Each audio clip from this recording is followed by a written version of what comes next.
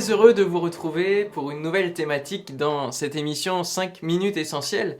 N'hésitez pas à partager ces vidéos autour de vous et à nous dire en commentaire ce que vous en pensez. Aujourd'hui, nous allons parler du retour de Jésus. Tout le monde connaît cette chanson « Jésus revient parmi les siens », chanson culte du film « La vie est un long fleuve tranquille ». Si vous ne connaissez pas, laissez-moi vous dire que vous ne perdez pas grand-chose. Et au-delà de cette chanson humoristique qui fait passer les chrétiens pour des gens niais et sans trop d'intelligence, le monde et ses religions ont tous une attente de quelque chose qui va se passer dans l'avenir pour amener un changement radical. Tout le monde aspire à un changement dans ce monde. Certains attendent un événement, d'autres espèrent une personne, un autre monde, des extraterrestres. Mais pour les chrétiens, le retour de Jésus ne se fait pas au milieu de rien.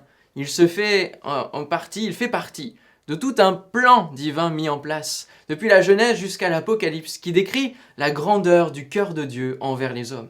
Lisez vraiment le livre de l'Apocalypse jusqu'au bout. Ce n'est pas un livre effrayant comme on a l'habitude de le mettre dans cette expression. Du moins pour ceux qui croient en Jésus et qui ont cette espérance du salut et d'un revoir éternel. Au-delà d'être un point important de la foi chrétienne, la Bible ne cesse de parler de la venue de Jésus en filigrane. De plus, il y a plusieurs venues. Dans l'Ancien Testament, on peut voir que beaucoup d'éléments, le tabernacle, l'agneau sacrifié pour les péchés du peuple, le serpent d'airain, Joseph, David, sont comme des images de Jésus qui va venir ensuite. Le Nouveau Testament existe parce que Jésus est venu en chair et en os sur la terre accomplir le plan divin, apporter un message de délivrance pour l'homme emprisonné dans son péché. Il est venu mourir sur la croix à notre place pour payer notre dette et pardonner nos péchés.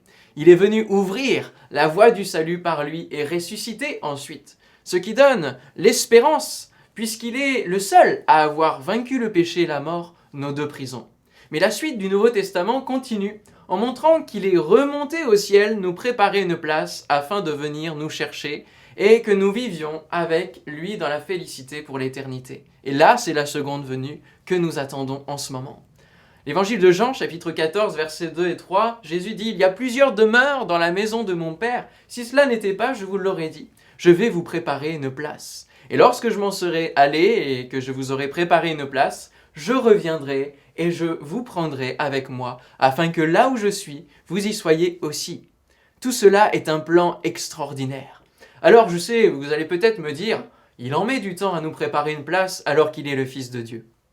Mais la Bible nous répond que Dieu est patient, car il souhaite que le plus grand nombre d'entre nous accèdent au salut et connaissent la vérité. Il ne veut pas envoyer un déluge sur la terre pour exterminer la mauvaise race humaine contaminée par le péché. Il l'a déjà fait, et comme il a pensé à votre création avant même la fondation de cette terre, il désire que vous connaissiez tout ce plan merveilleux qu'il a écrit pour vous.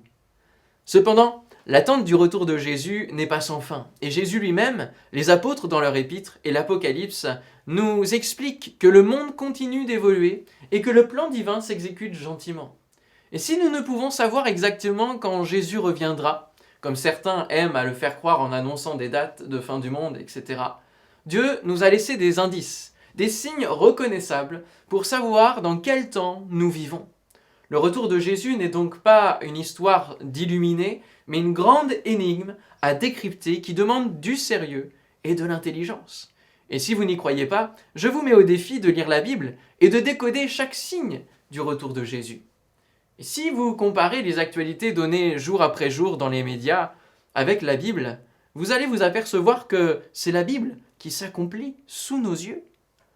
La volonté d'un gouvernement mondial, le conflit israélo-palestinien qui est comme une écharde pour le monde entier, la reconstruction du temple à Jérusalem qui est en discussion, la multiplication des cataclysmes qui sont comme les contractions de plus en plus fortes d'une femme en travail d'accouchement. Ce sont les termes employés par l'apôtre Paul dans la première épître aux Thessaloniciens au chapitre 4 et 5 que je vous invite à lire. Pour terminer, j'aimerais vous dire que le plus important n'est pas tant de savoir quand, ni comment les choses se feront en détail lorsque Jésus reviendra. Je vous laisse découvrir dans la parole de Dieu ces choses. Mais ce qui est primordial, c'est d'avoir fait la paix avec Dieu dès maintenant, pour être prêt le jour où il reviendra. C'est maintenant le jour du salut. C'est aujourd'hui que vous pouvez préparer votre éternité. Prenez le temps d'y réfléchir. La porte du salut est encore ouverte.